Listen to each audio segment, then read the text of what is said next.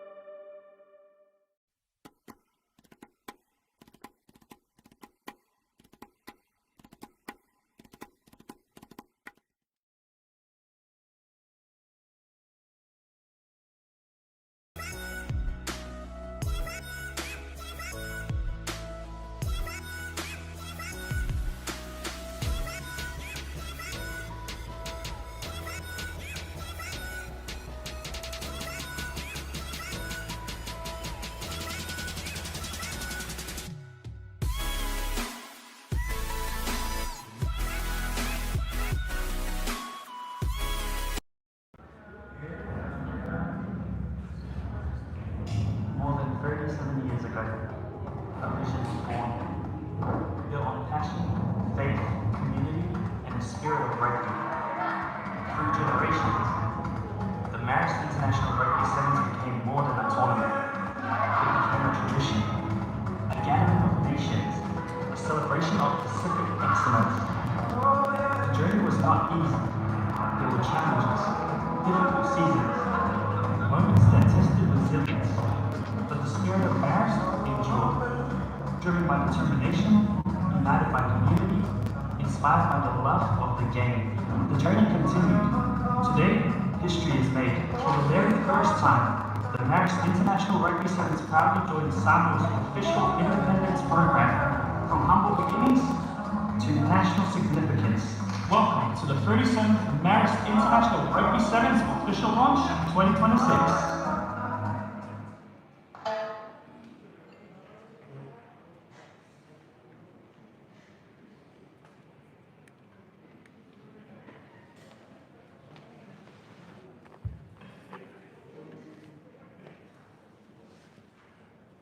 Luanga ngai e whamanua atu I le lii, me umai tolu ia te au e whamanua atu lo swafa pa ia. I le swafa o le tamā ma le alo ma le ngang pa ia, ia whatasi le lii ma on tou, ma fole lei a fiafe le tatu ai ngā malisi. O whionga le tamā o le atunuu, whionga le palamia, i papea fo ia le tai le tuangai, tama ma pou tūtoa o le tātu au ai ngā malisi. A whai fōi le tātu kalapu, kia mai matala mai au sina sina o Samoa, pa ia maulunga, ia wa tofi au, ka le tātu au ai ngā usau e whaise lotu. Ia, e nei a fiafu o tātu whaatasi ai. Kia mai a nganga pa ia tai tōlua mai mantou, pa mātou sau liu le pātu patia le tōsu whetu tausanga, o le whetu o le malisi I Samoa, kia mai a nganga, tai tōlua mai mātou, le mātou samalinga, o le mātou talo lea, a lātu I le lii. O le whalwhalanga vangaria pa ia Ioane.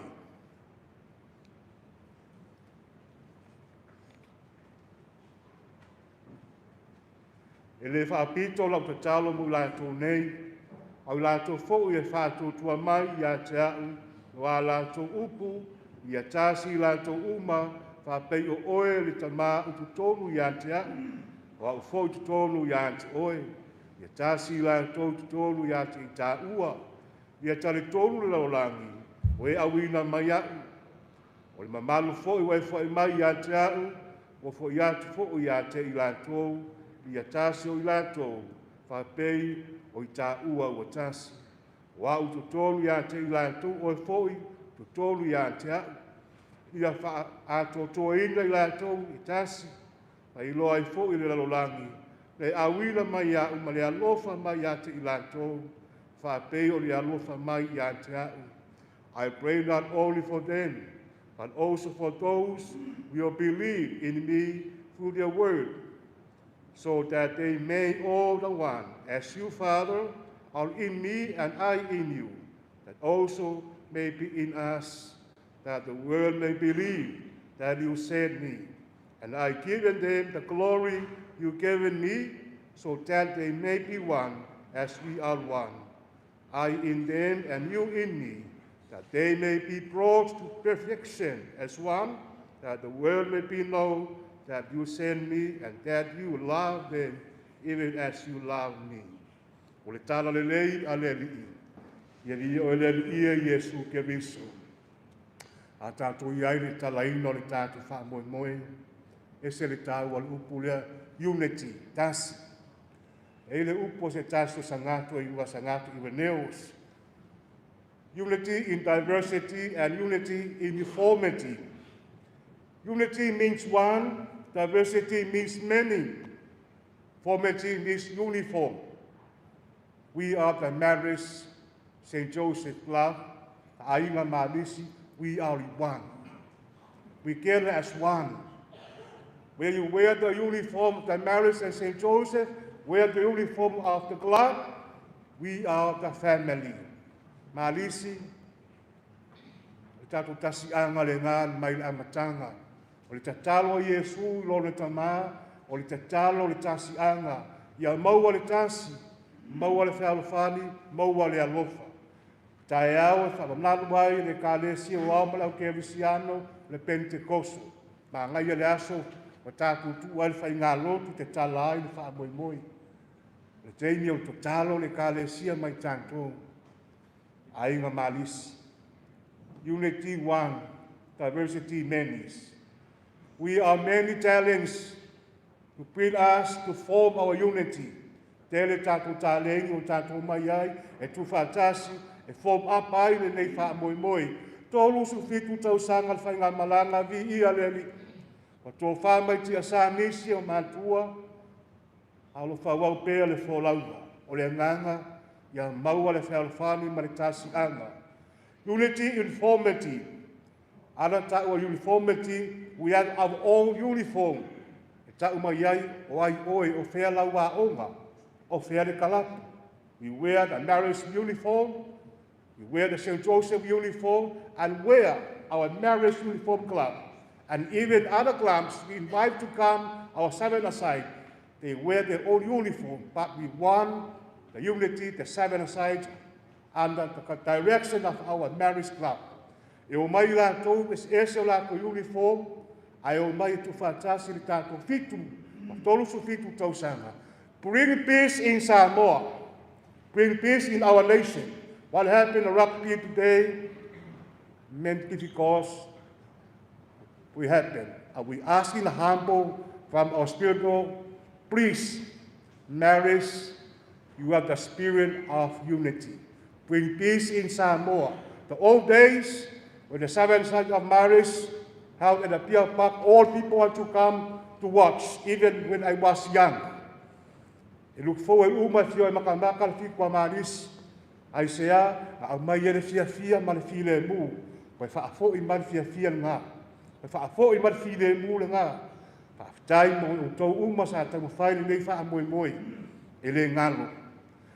Lastly, when I see on the poor, humble beginning, o se tamu whainga whātau waa sa amata mea, lea lava e mumu le flame. A repu ceiling of the fia i tau sanga le nei, o kaku au maia le kengi kongo le kaku independent.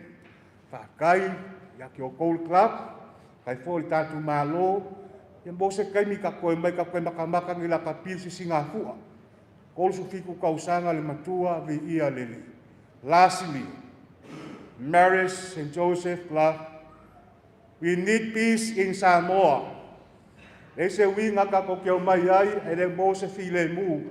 That's a prayer that Lord Jesus Christ prayed to our Father, bring peace with them, unity, and that unity to form our club stronger. By the way taught by the brothers, kako whilela ngā wingai kako. Form up yo kako makua ma oko, lea iei lea so. Tai maringa ngangal kako Marisi, e ke sau o le Marisi ka kia kako polkiki. O le Marisi, wa le Marisi, we are family. That is ang abakau piko silinga ola ia. Ai sea, le koe se whaapiko, we are buying together. I remember 91, when I was in St. Joseph, e le pese ma ngai ma sainga ma ko pesea, Bind us together, Lord. Bind us together, Lord. Bind us together, Lord, with love. E bind together in alofa. Bind. Vai pe makua magoa pe makiwa e bind. Aisea o le la, o le alofa. Ia mangia le kakualo aku, o le amakaria, o le kakukai kofiku, mua au muri au le tua, i tau mawhainga, a le tatu ainga malisi. Ia tātou ki tālo. Le tua mamanae, ma le wha maori, a mātou mai whaatasi, ma le a matalei o le tāmu le sanga, mātou talo atu, e wha maria le tangata taa alo, kui pui lātou, mai manua, mai meleanga, tātupu to tolu ia i lātou, e wha alo le tāsi le isi, ma tauia i lātou molo lātou tautua, ma tutu mau ma tai atu i lātou, se tau le lei o lou mālou, mātou te potu i nei le nei afiafi, wha manatu waila soifua mālou lo wina, ngā lue whātasi, tutu whātasi, ainga tasi, ainga malisi, ma le fia mo i lātou sinio le nei wha moi, mātou whawhitai, le awanoe o mai whaatasi ai, whaari o mātou to mai, ma whausia whauonga, ma maua le tausinga ma le while mu, mātou talo sia ina, tau lai o le lātou wha moi, mo tangata ta alu uma, ia ono sai ma le wha maongi, mo whaia onga mo ofisa, sa mo le mu lātou tangata uma, e au fiai. Mātou te talo fo mo i lātou, o ta ua benefetas, ia ma lei ate i lātou mo supporters, ma moli mauaile ngā luenga ngā losi ma le lei, o le ta alo ma le taito fitu ma laka pi sa mo nei, mātou ti mo i tangata uma, e mo se vai aso sili le ta alonga, a mātou alo atu e whamamalu, lo mātou tūtou tasi. Strong and faithful God, as we come together for this context, we ask you to bless these athletes, keep them safe of injury and harm, install in them respect for each other, and reward them for their perseverance. Lead all of us the rewards of your kingdom. We gather here this evening to celebrate the health, teamwork, unity, and the joy of competition. We are grateful for the opportunity to come together, showcase our skills and pure friendship. We ask for the focus and energies for all athletes, patience and fairness, and the coaches and officials, and safety for everyone involved. May this event be testimony to hard work, good sportsmanship. We wish everyone a great week of games, friendly and competition to the time of our independence celebration. Our Lord Christ, through our prayers, and also the intercession of our Mother Mary.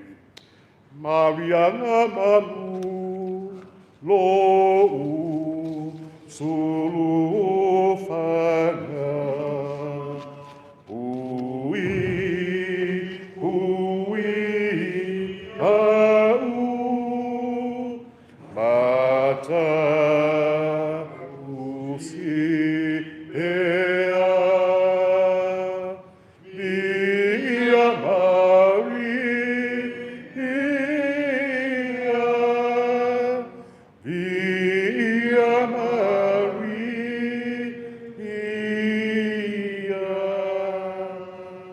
Maria tina pa ia, tina le ekalesia, talo sia I mātou sulwhaiatu iatu oe, sa ngātou Iosefoe, le tātou sulwhanga, talo sia I mātou sulwhaiatu iatu oe, ma se iliru sempeni o lo tātou sulwhanga, talo sia I mātou.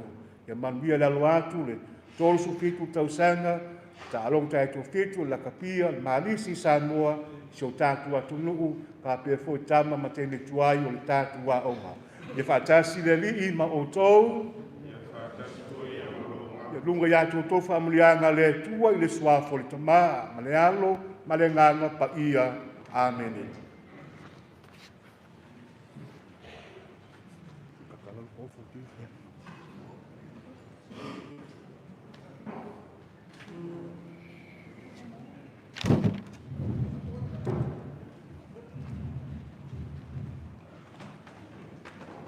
O ilo mo le atua le tātou taulanga le nei a whiawhi.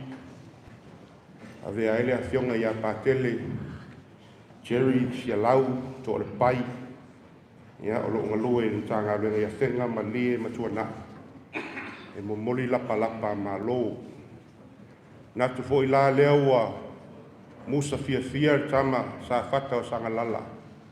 Ina ua talia fia na nau moenga i le whanau tene ala auli fo ngaa.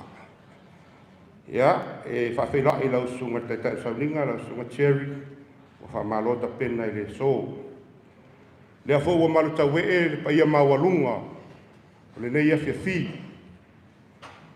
paia wha le malo i le sua lau sunga i le lau li al male tōpa lau fionga i le taitai i le tunu, fionga li pa le mia. Ahi fio foi, ia minister o le kabineta.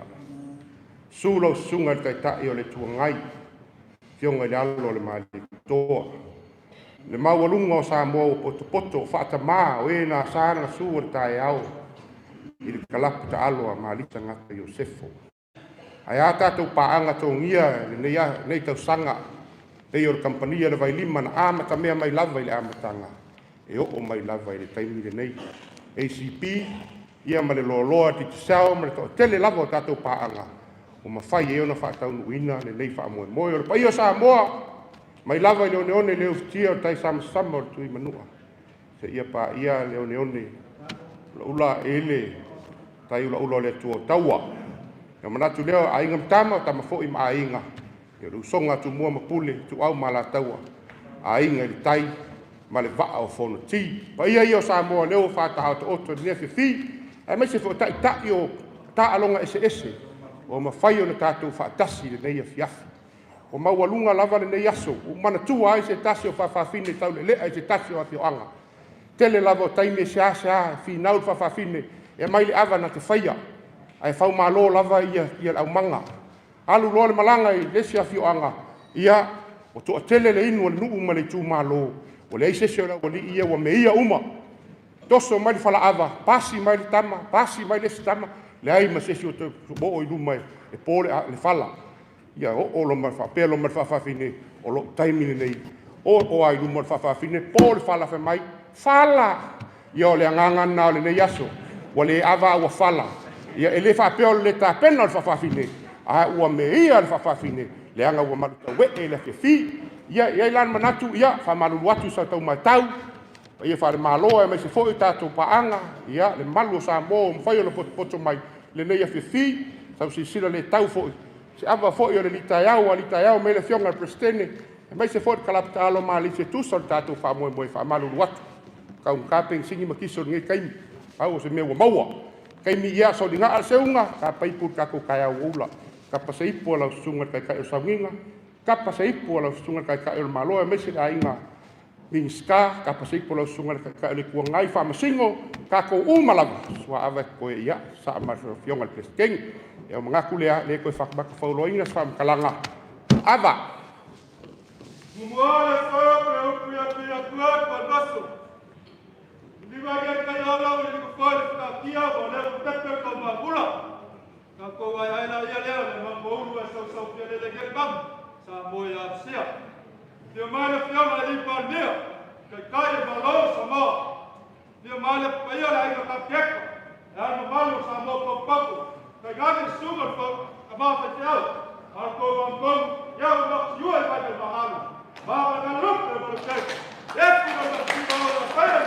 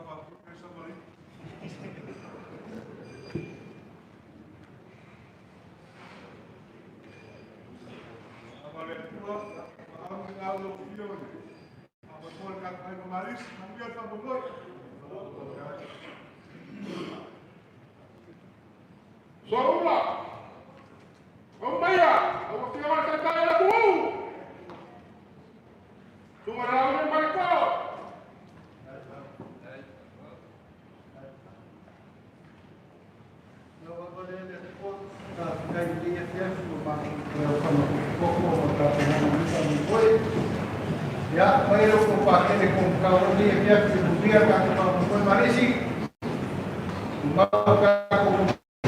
Albania e non foi un Marisi. E cumplía con confianza. Se usa a sana. Ai kai re ko ngai. Forma.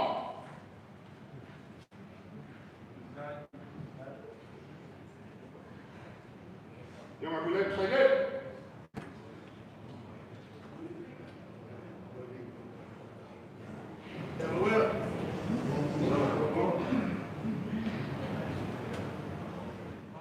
Kau berfalai kali lalu itu aku berkabur dengan miska kalah sama.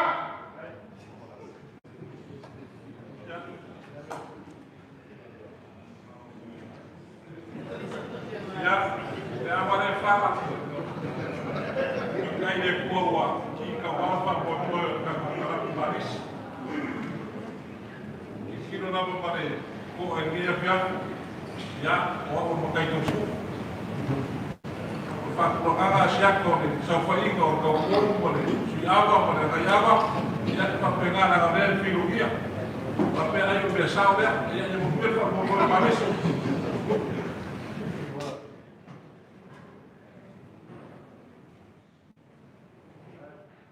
First ever tournament director of the Marist International Rugby Sevens, Samoa Fiona Felicevich, former president. Marist International Sports Club.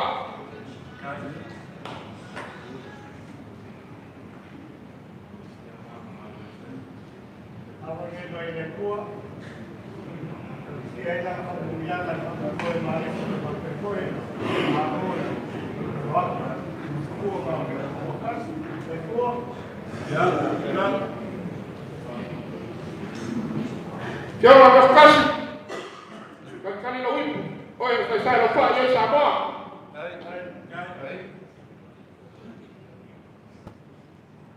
Ya, Samoa pada dia cuam. Ya, dia panggil dia Pak Moimor, Pak Marus. Panggil dia Apia. Kasih dia berfungsi kepada kali dia kembali dan dia tinggal. Berfungsi.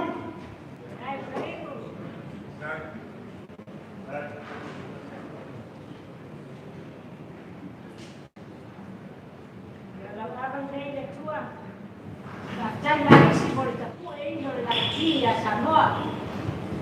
Mia Pak Moy. Eu por pese pode a rafa a chama masani ai kana. Dia kana nala kipini. Fa masani. Eu começar o dele trófico, faz aula, Apia unity. Man mia Pak Moy.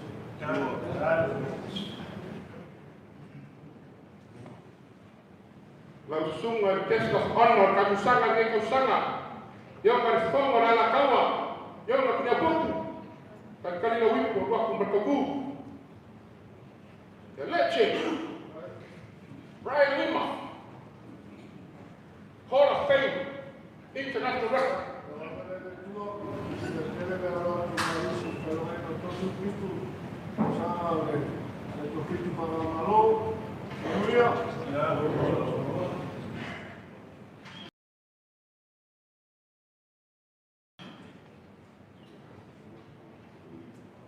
Usamado kanina wimbo wako berkabu. Basta leva foi e continua e along.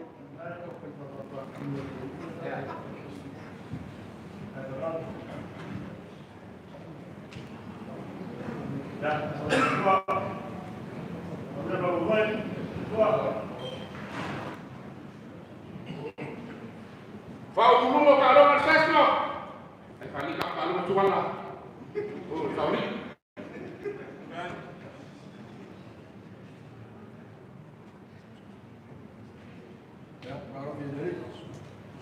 Aku ka papai o balisi, eu vou subir uma caminhada para comprar. Aku mau tak pese ka o ba para kamba. Ya kalau pakai salah yang kai. Atau salah di sini mau ya. Lo que manguelo es el prestigio que va a Marist será conocer por el cívico del Pacifiquís. More money. Wah, kian me honor, me lo pio. Wah, Au ga mai ma se mo tafa fa te ma ka kai ka ko pe no ai yaso mat ko kapis.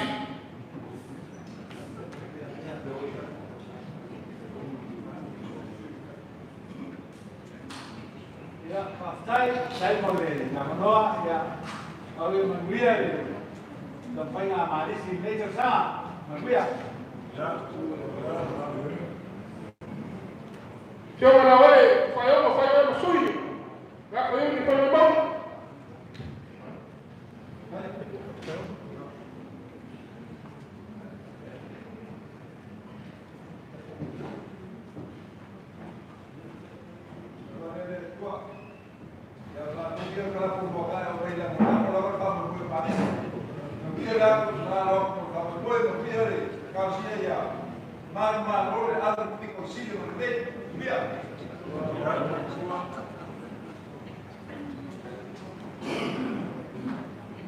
Até o único palavra sobre a Francisco deve foi no pesqueiro e lá deve foi para a roupa que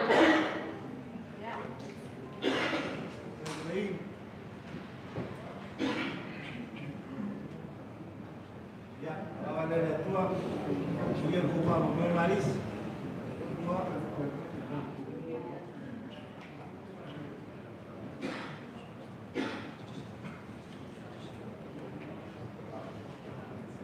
Rahul, namaste. Take this out. Pick up better network.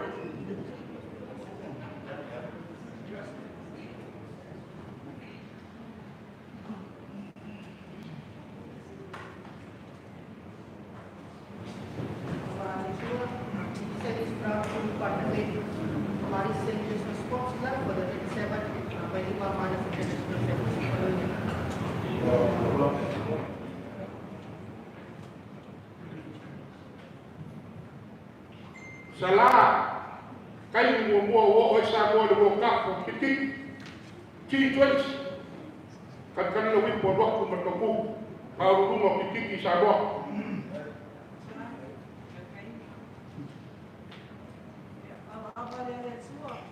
Mandiam pa Manuel Marisi, mandiam pa Domingo, ono se passa sala se passa no.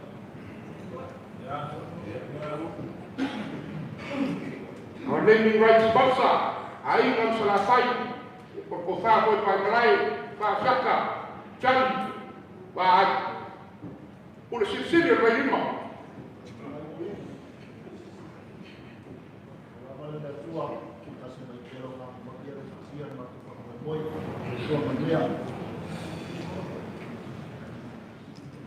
Tiu siu kemarin semua kalau kelak. Kau bilang bawa saya kan kau lakukan aku apa? Yang lawan itu kau pergi ingat. Saat kalau di luar kau pelak. Kau kira presiden yang pilih. Ada dekat, baik itu cuma lagi familiar yang cuma presiden yang sudah baca tentang sangat berkat kalau manis. Baik nomor pun kosan pun.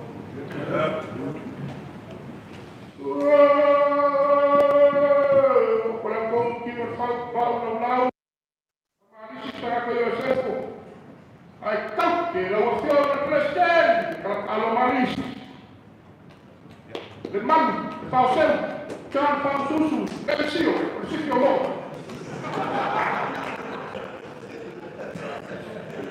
Ya, lawa le ngai dia ni. Mga kuai kapaau makamadi yo le ngai kalaku, fai langi fo lama. La kousa la kuasan ngasu. Awal fa mo lenga alom fa ngau suka kotmu de omo maris ai mo Samoa manguia independence manguia ka kofiku la ko solam maris di pungia dia dari sojo.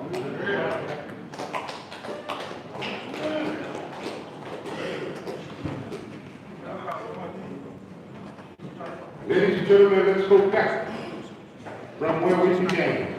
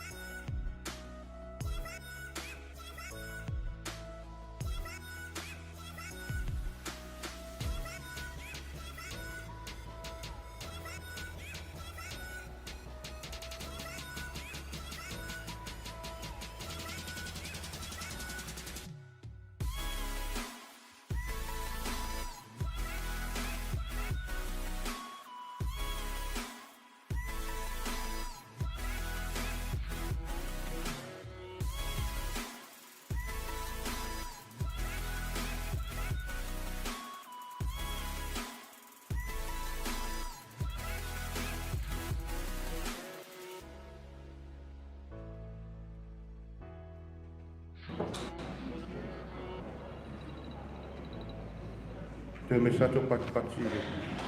That's our friend in the last 40 years. Kato komiti se pa e ale a ole asociación a patel. Emma. Manguiar ngā ruenga patele, whanga inga peo e le tua. Nei lau i e walawatu malanganga whaloalo, i launga o tū o le ne whiwhi, i e lau fionga te tai o le malo, lau fionga le ni pāle mia, lau sunga lauli le maletoa mo silfio lauli tui le epa. They are the founding fathers of the Marist boxing here in Samoa. Lau fionga le Palemia.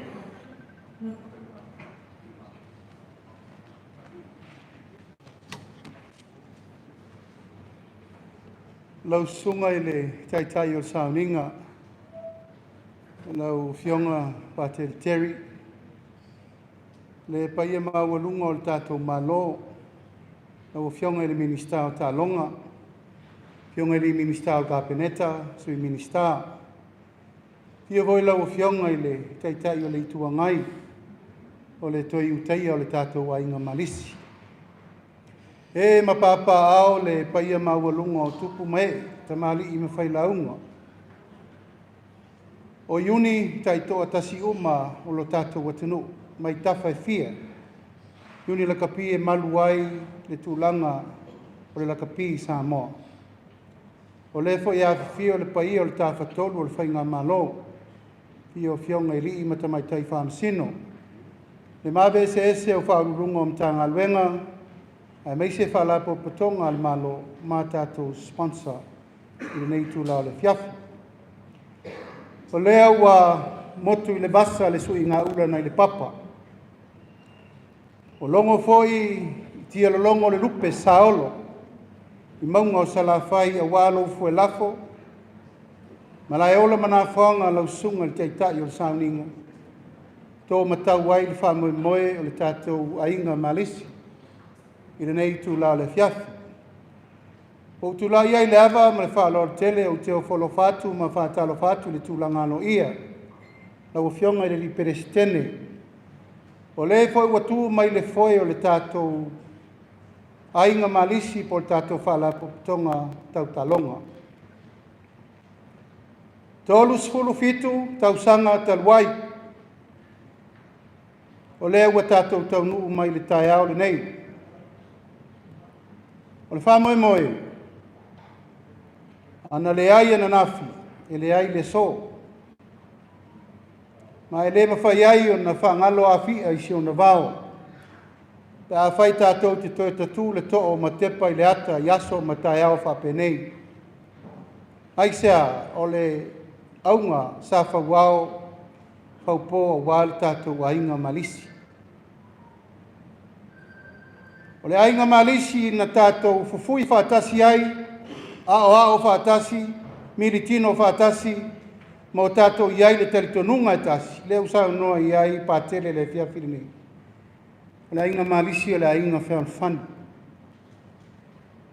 Ma e tau pēi na tō whatu, tō tino, tō loto, i le fia whirinei i tātou mawhtanga. Tu lau lava le tātou a wai whātasi ma o tātou uso uma i uni la kapi ese i Samoa.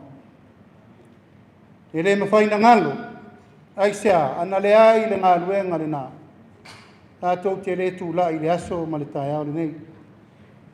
Ai langona i le nganga whaaftai, nganga whaamalo i nei tau sanga tele. Tolu se furu fitu tau sanga. E leo se taimi la titi. A tātou wasa mai ai le ngasu o le tai au au tau whatu, tau whasawali, tau whamomoe, tau mawhainga o le tālonga e pele i a tātou uma o le lakapi. Nai mamoli ai le nganga whaaftai. Whaaftai tele i lau langolango Samoa. Pa ia uma iuni e uma i to tonu o le tātou atinu. Vai ala, mota, vai moso, paritu masanga, ana atua, sabai. Ai sea, ana le ai lau tau lango le nā. I le tau le wha moe o malisi. O le mea moni le nā. Le mwhai fwoi na ngalo, leo mai e tātou watunu mai whafo. Fiti, Tonga, Lalotonga, Niue, New Zealand, Australia. O le ngaluenga le nā. Whauao, whaupō leo wa tātou fia, whaatasi ai le fia nei awani ngalo. Mori voi le nganga whaaftai tele, sunga i li whelela, leo tātou wawai, yatan tātou wawai, lano la tau le nana, tōl whatu lea. Whaasino ia tātou le tāua, talo whae, o tātou matua o ena, tautua toto, I le nei whaangata mai le mwhaina ngalo. E ngata I lea, au ngā perestene fia, ta au tau wasaina le ngasu o le tae ao. I au tau whaiwalo filima, au tau ngā luenga, ni whauao whaupō. E o ia na tutuli e se tātou mawhelela le malai sa tātou iai. Ia tu e poupou. Tu e poupou langa I le tauna solo muri le tātou mtau. Tauna alu I luma. A le anganga, o le maa le nana tongi, o lea ua iai le tae ao ma le aso le nei. Mori atu le anganga whaafitai. Mori voi le anganga whaafitai ta mata alo malava. O e na whaafai lele lo lato soifua e te tonu o le tātou kalapu malisi. La le tali wa tātou vaia. A ma lor tau tua atunu. A ma lor tau tua ma lo. Wha ma lo le wha ea I le ngoa.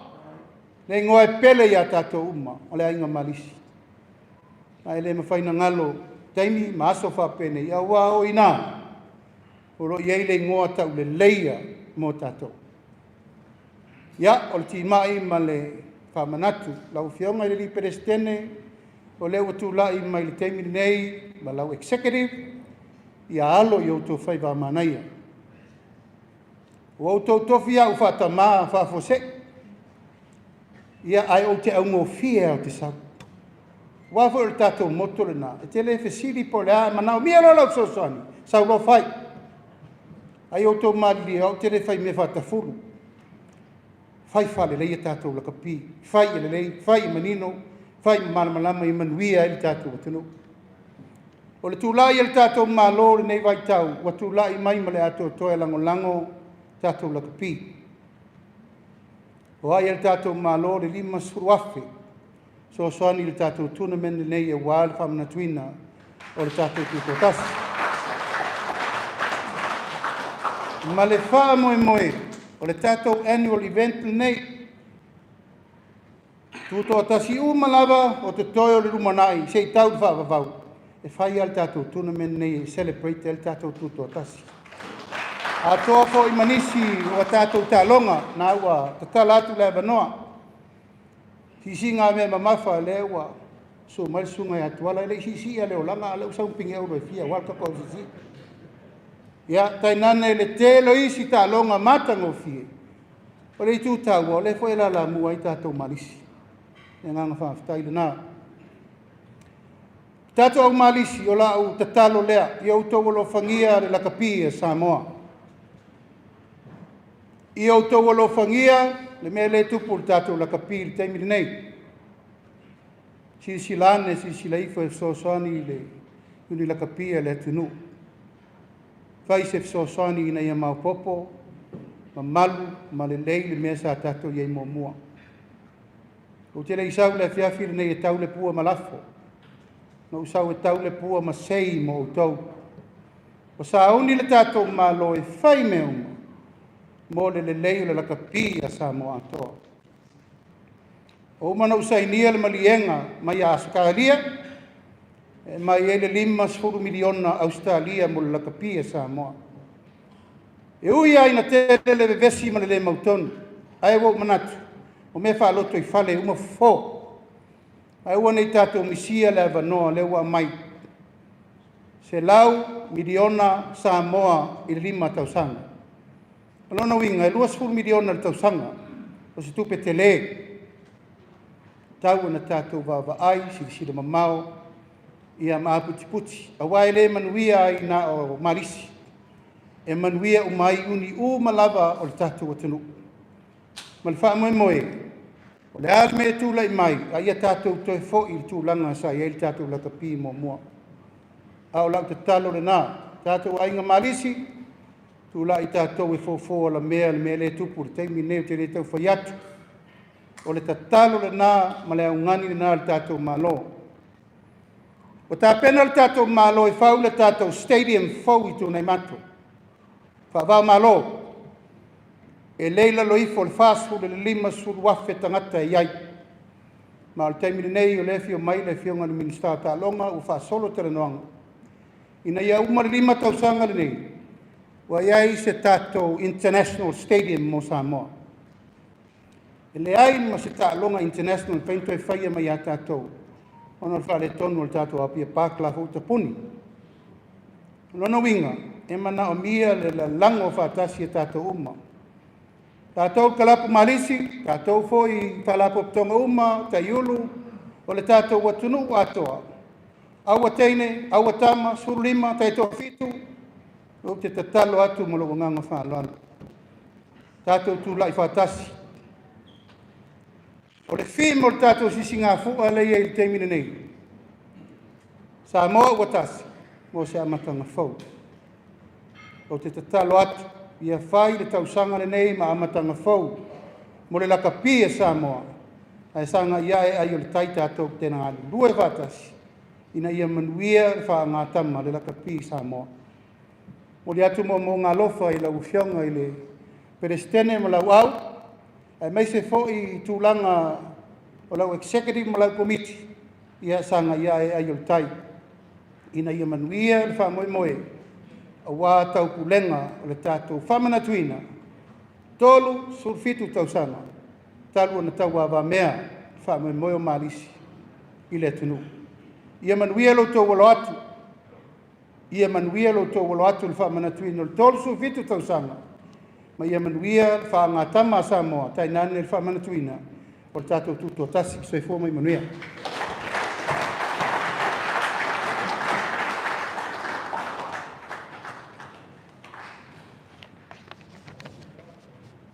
Aftai atu i lau whionga i Pāremia, o le saunanga mai tau whie, to laina alo ia fo i tātou tātou sanga le tau sanga. Wala watu i lau Yonga Masoe, ia o le tātou naming rights sponsor lea le tau sanga le Vailima. Good to see pictures here tonight with you. Also like to acknowledge all our sponsors here, Whionga Whawo Fatusielu, Samoa Airways, Tole Foa, John Nico, Fiji Airways, ia o lātou ia lero langolango ina le mei o niso key players mai whafo i tātou tālonga, draw cards for this year. Ia, lefo ea lala mai to tele lavo tātou paanga, lea ato sisila mai lava i lunga i, ia leo loo advertiser kwa i lava ia o tō banners, ia lau sunga li pulo le Vailima. A mai ale saunuanga le sunga ia soe po to whai aseta, ia o na whaino le tātou live draw, wha umarola ia le tātou formality.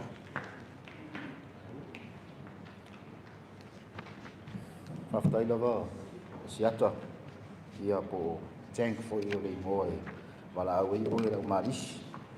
Ia aele a matalia se forsanga. Ia nangona lava le matamuli.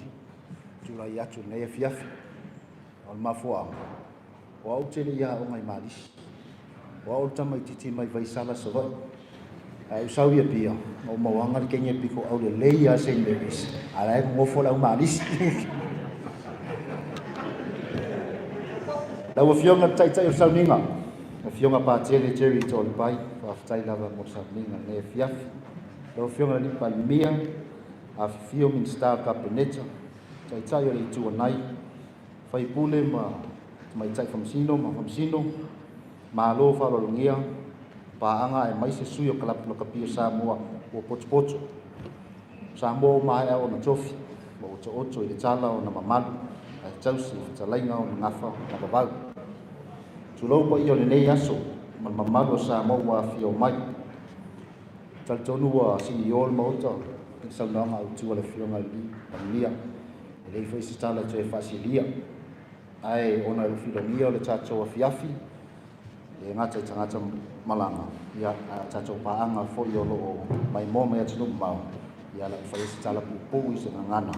Fai ona au wai ma patasi mai e tatou malo alonia e mai se tatou paanga o matamata me atu mau. Ladies and gentlemen, distinguished guests, it's an honor on behalf of Vailima Marist to be here this evening as a proud naming rights sponsor for the 37th Vailima International Marist 7's. For more than 3 decades, Vailima and Marist have shared a partnership built on common values. Over the years, we have witnessed Marist evolve into much more than just a sporting club. It has become an institution that develops athletes, leaders, volunteers, and opportunities for young people across multiple sporting codes. Likewise, Vailima has remained committed to supporting initiatives that strengthen communities and celebrate the power of sports to empower our people in Samoa. This enduring partnership demonstrates the importance of standing together, not only during successes, but also through challenges and periods of change, which I think is appropriate at this very time. That is why Vailima is proud to once again return as naming rights sponsor for the 37th Vailima International Marist 7's. This year's tournament carries special significance. The event forms part of celebrations marking Samoa's 64th independence, as alluded to by our Prime Minister, and elevating this tournament beyond rugby alone. This tournament now becomes a celebration of national pride, identity, and the enduring spirit of us Samoans. Tonight, I would like to also recognize an important achievement for Marist St. Joseph Sports Club. It marks the 10th edition of the Marist sports season, first established in 2017. What began as a vision has expanded into an impressive sporting calendar featuring boxing, rugby league, netball, touch rugby, rugby union, and other sporting initiatives that continue to create opportunities for athletes and communities. The Marist sports season has become a platform for participation, competition, and development. Much of this growth has been inspired by the standard, reputation, and success established over the years and decades of this very tournament called the Marist International 7's Tournament, which I think deserves a lot of recognition. Vailima wants to congratulate once again the Marist St. Joseph Sports Club, organizing committee, sponsors and volunteers, and a special thank you to the Honourable Prime Minister, government, for supporting this historical event. To our local teams, ia whilia ia le tai se angava, ia manatua, o le whaangatama lo whaitono tatou lau whanua, o le atu I penmuri panga ma tapua i o tau whaangatama, manuia o tau whaiva, tau mamana. To our overseas teams that are maybe watching this online, we want to thank you for making the effort to travel to Samoa, making this an enjoyable tournament, competitive tournament, and also setting the standard for rugby in Samoa. And we hope you enjoy your tournament and experience while in our home country. Again, and lastly, I want to thank the organizing committee, and we look forward to another successful tournament. Soifua mai manuia, whafkai.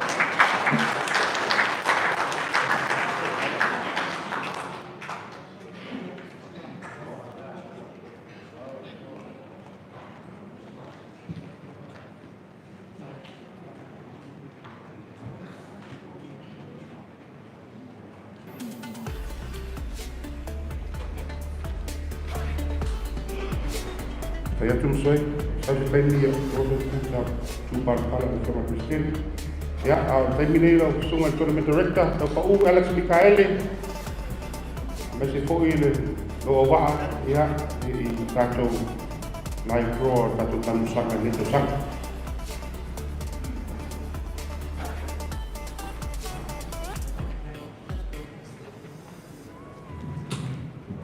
Ya, whaftai atu lau whionga le whonga o le fiafi mo le amanoa. Ia, salo le ua mai ona pai o whanua e whonga le aso ia foi o marutau e nea fiafi ma le atu te to yo iai whamatalanga mai le ngawhatau limaina foi sa whatau waa. Ia, salo ia le aumo au te nea fiafi ia o le whaaturangaina le o pulu ia o le tātou whamoimoelo na tolu surfitu tamusanga Marisa sanga to Yosefo ia le foto e vea tato company o Vailima ia o tato paanga autu ia mo le silafia o le tausanga le nei ia o to ia e foi se to fa tato committee o le ato e foi ia le fatino ino tato tamusanga ia o luas fu marfa ia mo le ipu autu ali ia le fa mo ino le tupua Fred Wetzel Cup o aula e lusu fa ia o le a fatura ina mo tato tamusanga le nei tausanga ma o le ulua i taimi foi nei o le a whaatino ai le format, lea le a whaatino o tātou tamusanga, nei tausanga, lea o le a tausinio ai au e luas fuwha, o le a whaaturanga ina i puru e taitolu, i puru e valu, ia ona whaila i o lato tālonga, i o au lava, maua umawa no le au tasi, lua, tolu, e toe a ngai atua i lunga le ipu au tū, e le pei o le format, waisa iai, no le top team lava o le pool, e a ngai sa o lava le quarter final, o le swinga le rawa, fai le nei tausanga o le a maua lava noa o au tu tasi, tu lua, tu tolu puta i tasi e te toe sao whanga tua i lunga ripu au tu o le a iai foi la tu langa leo tau o le qualifier ma le elimination ia mo ripu au tu la nei tausanga ia pe ona tau sinsina matangtanga ia tuai ia o au lea pito balu pito i lunga ia po le top 8 ma le tamusanga ona tolu skutvalu lea ua mai on whaatulanga ina o au foi ia o le a taitaina ia tato pulu taitasi leo lo iai le tato defending champion ia o tato au mai te patasi ia o pool B o Marisi Sangatu Iosefo pool C o lau moso oisi umu pool D ia o tato au mai moso ia o na whaasolo mai la ia o le tato se pa ia lava le pool mulmuli ia lo iai le tato au lau mua o tumua mua taa sa talo malauli o isi la tato au e valu ia o lea le atu whaatasi lava i le tato pusa ia ma la se ina foi i le neia fiafi ia wan whaatulanga ina o tato pulu ia o tato au la ia o la so iai ia o le tato au mai loto whangasa fata ia peo sila fia o loto whangasa fata le sa man malo i le isi foi iku sa whaatino ina le o ta ua le Muamutia George Meredith Memorial Cup o le sia tato au o le Yarrow Chiefs mai fiti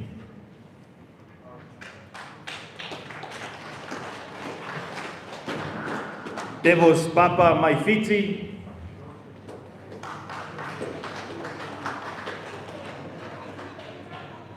Pula Brothers mai fiti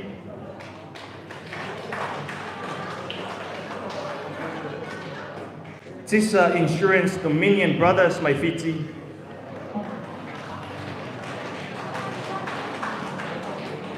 A-Flame Brothers mai fiti ia mo sila fia o le ua i taimine nei o le tala whaasot pizza foi lea tamu sanga ua 5 au mai fiti e le tūpā wali lea o le a masii mai mo le tato wha moi moi o le tato au o tamauli ia ma le tato au mulimuli o le valu lea la so ai o le tato au mai Apia ia lea la ngai atu tato sui lea ia e fili ina mai o le au lava e alu whaasolonga a mata atu lava le pool A se pa ia le tato pool mulimuli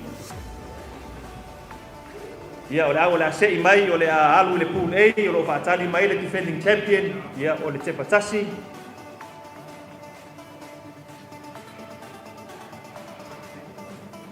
Devos Papa mai fiti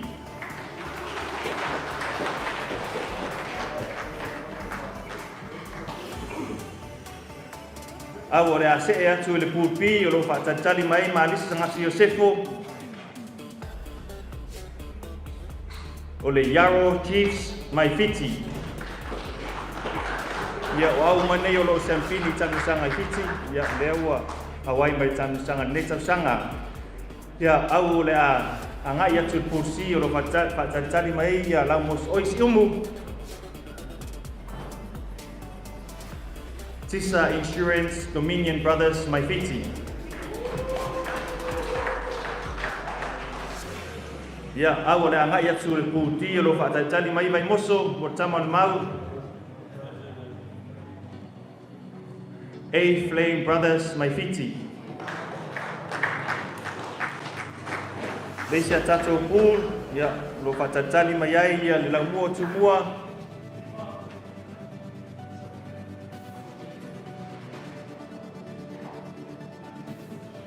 Tamauli mai sale lunga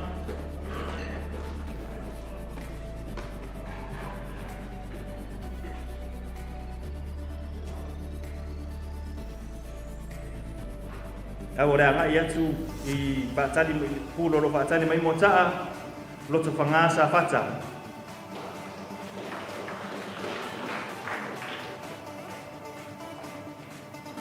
ia o le tatou au lo whaatali mai le pū nona fitu lo iai le tatou au mai whale alili sa talo Pula Brothers mai fiti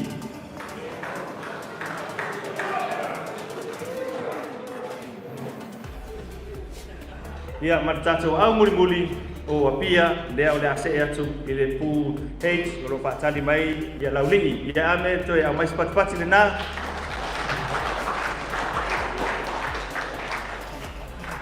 Ia ona tatou se mai lai ai tatou au muli.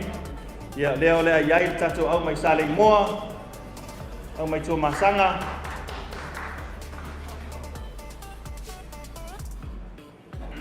Lesia tatou au mai tō masanga sale o leo waa.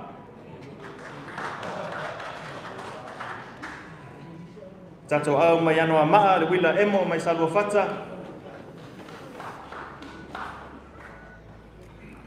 Lesia tatou au mai sa fata, ia au lea sa tawa.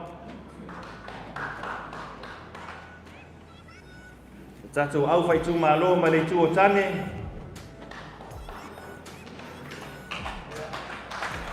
Ia o tatou au mai i malie le yuni faleata. O tatou au fai tu malo mai le ale pata i tu pa i lunga. Ia ma le tatou au muli le a Ana West. Au fai tu malo mai le a Ana West. Ia le lato ya ngai atu tatou sui. O ai o le a se atu i luma i le pool A o lo patali mai ei te patasi. Ma le Devils Papa mai fiti. Le waha. Ia o le waha. Ia le la se atu tatou pool A. Patali mai tama. Au mai au pai tonu la o te patasi ma Devils Papa mai fiti. Joining Pool B, Mary St. Joseph's, Yarrow Chiefs, is Willa Emo mai Salopata.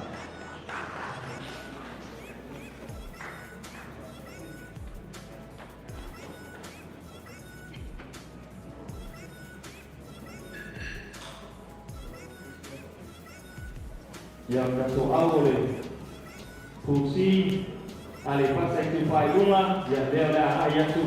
Il Busi o Patatani Vailima Marist, ia Maritisa Insurance Dominion Brothers, mai piti.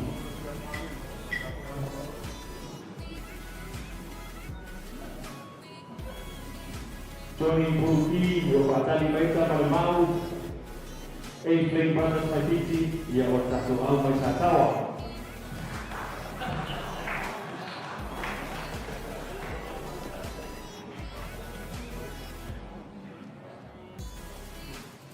Ia o awal ai tu Pool E o Patali mai ala mo tu buang sama wi o tatou au mai sale moa.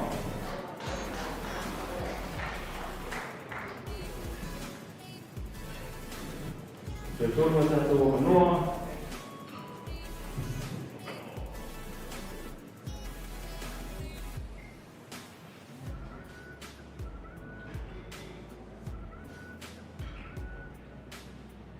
Ya, awal mai atu ile Pool F o Patali mai mota lus pangasa pata o au tu malo le tu tane.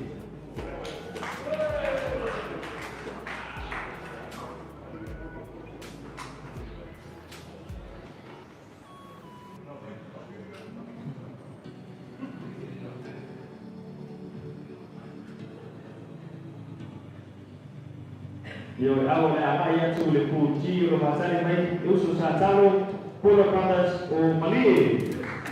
Ia matatu au muli o Ana West, ia o se atu le Pool H, ia o Patali mai lau lidi matatu au mai Apia. Ia amai ko fasi na, ia leo mai o patu mai na ia pulu o tatu kamusana no tosu bitu Vailima Marist na no se Pool A. Se patasi temos papa mai fiti lewa Pool B, Mary St. Joseph's, Yarrow Chiefs mai fiti malewila emo mai Salopata. Pool C, Lamos Oil Sumu, Sisa Insurance Dominion Brothers mai fiti yang berada tu malo ada pantai tu Paruna. Pool D, Obai Moso, Flame Brothers mai fiti mantatu au mai Satawa. Pool E, Labuo semua sama uli yang mantatu au mai Samoa. Pool F, Mota, Las Pangasa Fata, Malayo Tumalo dari Sultane. Pool G, Satalo, Pula Brothers, Mantatu Hong Malie, Mantatu Pool Buli, Lawibi Apia, Ana West, Mahera Igo, Mantatu Patumaina, Pool, Mantatu Maribo Tu, Pula West Soka. Motatu Hong Maitai, Ia, o te minei lima au a kumaitai, ia leo a whātulangaina mai, ia o lea nata sinio koe maripu au tū, ia o le Cynthia Wetzel Cup, ia o tātou au o Survivor Queens, ia o lo Rupuia Sabini, No Idea Australians, ia o tātou au ngā tangi mai piti, ia ma le wine una, ia o au nei lima o nata sinio maripu au tū, ia o le Cynthia Wetzel Cup, me le neitau sana, Manuia, ia tamwhainga uma o tātou au, se fua mai a Manuia.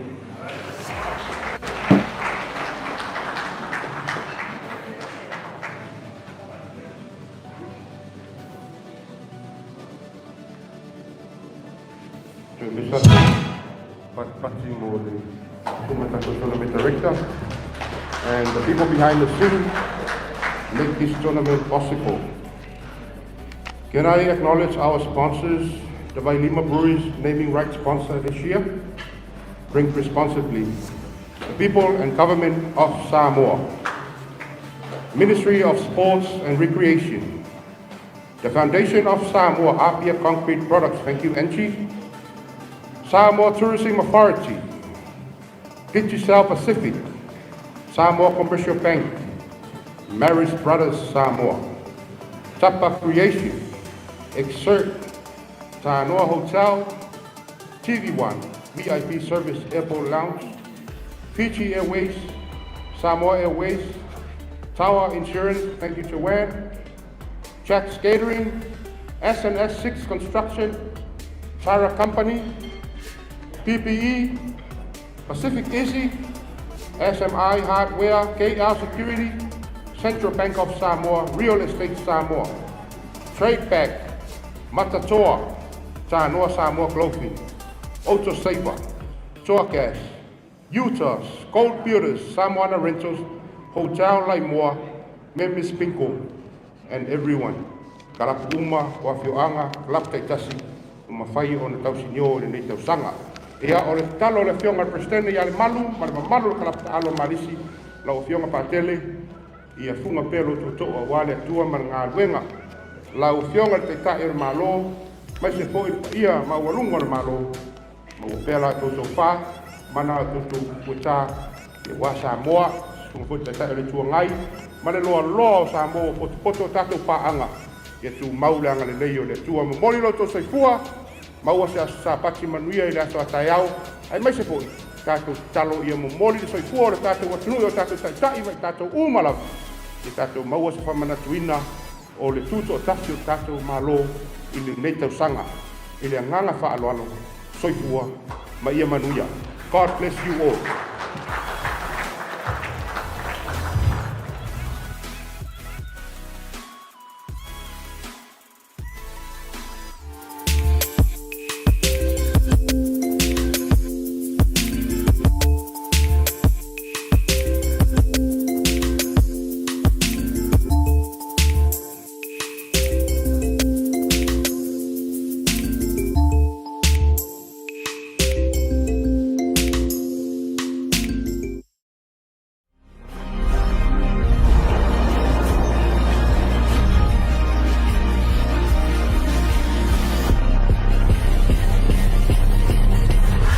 Natural Samoa water, the taste of nature.